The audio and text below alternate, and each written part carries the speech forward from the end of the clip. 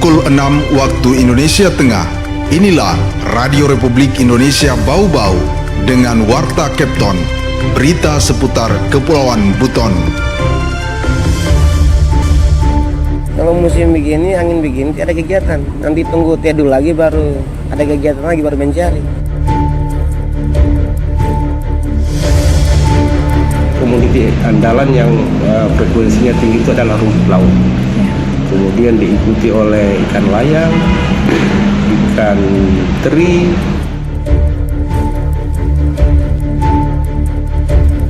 Selamat pagi, dari Jalan Limbolio kami sampaikan pokok-pokok berita.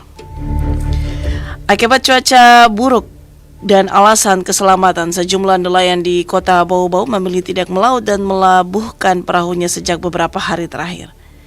Hasil laut Kepulauan Buton melimpah, lalu lintas perikanan tembus 10 juta kilogram sepanjang 2025. Saya Rizka Lina dan inilah Warta Kepton pagi selengkapnya hari ini, Selasa 20 Januari 2026.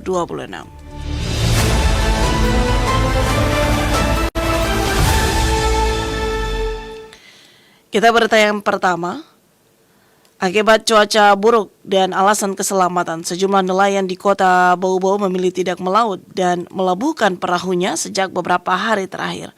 Mereka berharap cuaca buruk segera berlalu agar dapat kembali melaut. Selengkapnya reporter RRI Bau-Bau Heru Mulku melaporkan. Kalau musim begini, angin begini, ada kegiatan. Nanti tunggu teduh lagi baru ada kegiatan lagi, baru mencari. Cuaca buruk yang dipicu angin kencang dan gelombang tinggi membuat nelayan di wilayah perairan Kepulauan Buton memilih menunda aktivitas melaut. Kondisi ini dipastikan sebagai dampak musim barat yang rutin terjadi setiap akhir hingga awal tahun. Salah seorang nelayan di Kelurahan Bone-Bone, Kota Bau-Bau, Acang, mengatakan sejak beberapa hari terakhir kondisi laut tidak memungkinkan untuk beraktivitas penangkapan ikan. Berdasarkan pemantauan perakiraan cuaca melalui aplikasi BMKG, gelombang laut masih berada di atas ambang aman untuk melaut. Ia mengaku nelayan kini semakin bergantung pada informasi cuaca digital sebelum melaut. Sekitar 3 tahun terakhir, pemantauan gelombang dan angin melalui ponsel menjadi acuan utama demi keselamatan. Kalau musim begini, angin begini, ada kegiatan. Nanti tunggu teduh lagi baru ada kegiatan lagi, baru mencari. Biasanya kita melaut di wilayah perairan mana? Kedatua, Siompu, sama Kobaena. Berapa jam biasa? Kalau Kobaena lari di 3 jam, 4 jam. Tapi kalau Kedatua paling 1 jam. Manual, main pancing. Ikan apa saja? Tergantung cakalang, tuna, langgora, dengan layang. Hal senada disampaikan nelayan lainnya, Laade, yang menyebut kondisi cuaca ekstrim mulai terasa sejak November meski tidak berlangsung terus-menerus. Namun dalam beberapa hari terakhir, intensitas angin dirasakan paling kuat. Menurutnya, sebagian besar nelayan memilih bersabar dan tidak memaksakan diri melaut sembari menunggu jeda cuaca yang lebih bersahabat. Aktivitas melaut baru kembali dilakukan jika gelombang laut dinilai aman. Ini yang kencang-kencangnya ini dari hari Kamis kemarin, sore Jumat toh, sudah mulai kencang. Ya terpaksa libur, tidak melaut. Nanti kita tunggu teduhnya lagi baru bisa melaut. Itulah aneh layang toh. Okay. Kalau musim barat ini kan 6 bulan, dari bulan 11 sampai bulan 4. Para nelayan berharap kondisi cuaca ekstrim segera berlalu agar mereka dapat kembali melaut dan memenuhi kebutuhan ekonomi keluarga. Meski cuaca buruk merupakan siklus tahunan, jeda melaut tetap berdampak pada pendapatan nelayan yang sepenuhnya bergantung pada hasil tangkapan harian. Dari Kota Bau-Bau, Hairul Mulku melaporkan.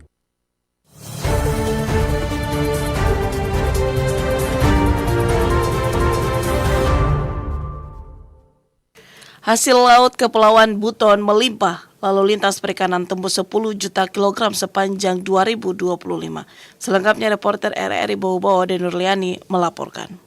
Potensi hasil laut di wilayah kerja Balai Karantina Hewan, Ikan dan Tumbuhan BKHIT Sulawesi Tenggara melalui Satuan Pelayanan Satpol Betuan Bali tercatat sangat melimpah. Sepanjang Januari hingga Desember 2025, lalu lintas komoditas perikanan keluar daerah mencapai 10 juta kilogram dengan nilai ekonomi lebih dari 100 miliar. Kepala Satpol Betuan Bali Wahyudi mengatakan dari 5 komoditas laut non-hidup unggulan, rumput laut menempati posisi teratas dengan volume mencapai 5.241 ton dengan nilai ekonomi 46 miliar rupiah. Sementara posisi kedua ditempati oleh ubur-ubur dengan volume pengiriman mencapai 1.675 ton, nilainya 12,3 miliar rupiah. Menurut Wahyudi, rumput laut selama ini menjadi komoditas primadona dan selalu dibutuhkan daerah lain. Data yang kami peroleh, kami partisi menjadi 4 triwulan. Rata-rata untuk triwulan 1 sampai triwulan 3 komoditi andalan yang frekuensinya tinggi itu adalah rumput laut. Kemudian diikuti oleh ikan layang, ikan teri, ikan cakalang, dan ikan tongkol. Ini unik. Di triwulan keempat ini terbalik.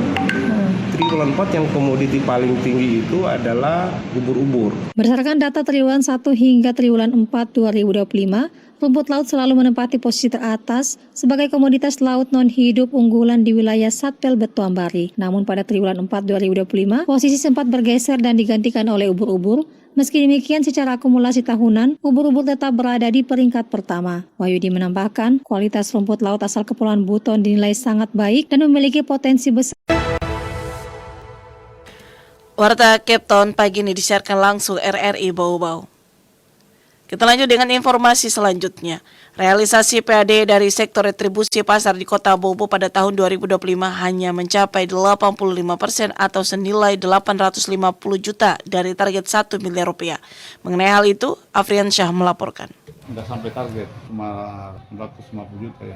Kurang lebih 85% itu antara lain karena memang kondisi ekonomi sosial masyarakat. Dinas Perdagangan dan Perindustrian Disperdak Perin Kota Bau-Bau mencatat realisasi pendapatan asli daerah PAD dari sektor retribusi pasar tahun 2025 tidak mencapai target. Dari target sebesar 1 miliar, Disperdak Perin hanya mampu mengumpulkan sekitar 850 juta rupiah lebih atau dengan persentase 85%. Kepala Disperdak Perin Bau-Bau Laode Ali Hasan mengungkapkan capaian ini masih tergolong normal meski belum memenuhi ekspektasi anggaran. Ali Hasan menjelaskan ada beberapa faktor utama yang menghambat penyerapan retribusi di lapangan, terutama kondisi ekonomi para pedagang. Banyak pedagang mengeluh barang dagangan mereka sepi pembeli sehingga sulit untuk membayar kewajiban retribusi harian maupun sewa kios. Nggak sampai target, cuma 150 juta ya. Kurang lebih 85% itu antara lain karena memang kondisi ekonomi sosial masyarakat. Hari ini memang pedagang alasannya banyak yang mengeluh karena tidak laku sehingga retribusi loss dan harian itu mereka tidak bisa menyetor. Adapun sumber PAD dari sektor retribusi pasar berasal dari 2 titik, yakni Pasar Wameo dan Pasar Karya Baru. Jenis retribusi yang dikelola meliputi retribusi harian sebesar Rp1.000 per hari, serta retribusi kios dengan nilai variatif antara 1,5 juta hingga 3 juta rupiah per tahun tergantung ukuran. Meski target tahun 2025 tidak tercapai sepenuhnya, pemerintah Kota Bau-Bau justru menaikkan target PAD sektor pasar untuk tahun 2026 menjadi 1,2 miliar rupiah. Reporter RRI Bau-Bau, Afriansa, terus mengudara untuk Indonesia.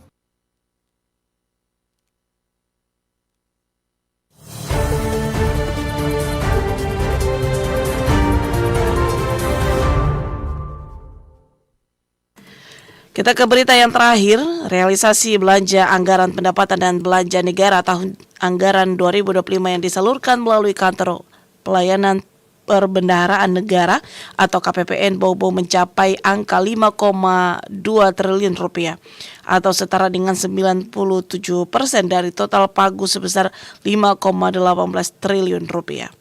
Kepala Seksi Pencairan Dana dan Manajemen Satker KPPN Bau-Bau, Adiatma, menjelaskan bahwa capaian tersebut terdiri dari belanja pemerintah pusat sebanyak 885,67 miliar rupiah serta dana transfer ke daerah sebesar 4.138,23 miliar rupiah.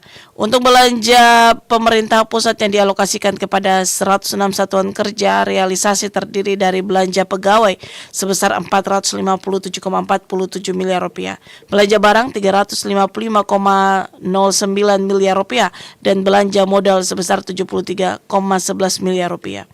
Sementara itu komponen dana transfer ke daerah meliputi dana bagi hasil sebesar 207,50 miliar rupiah, dana alokasi umum sebesar 2.619,57 miliar rupiah, dan dana transfer khusus sebesar 1.039,78 miliar rupiah. Selain itu dana desa terrealisasi sebesar 256,48 miliar rupiah serta dana insentif fiskal yang mencapai realisasi penuh 100%, yakni sebesar 14,90 miliar rupiah.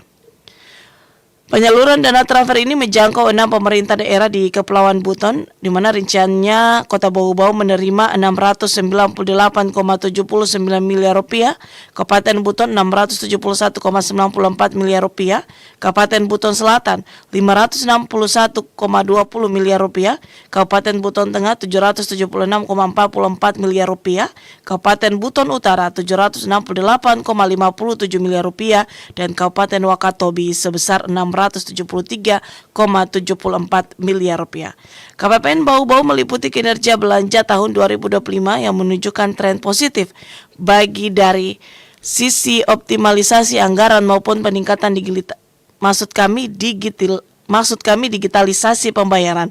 Memasuki tahun anggaran 2026, KPPN Bau-Bau berkomitmen untuk terus meningkatkan pelayanan dan efisiensi pengelolaan keuangan negara demi kesejahteraan masyarakat di wilayah Kepulauan Buton.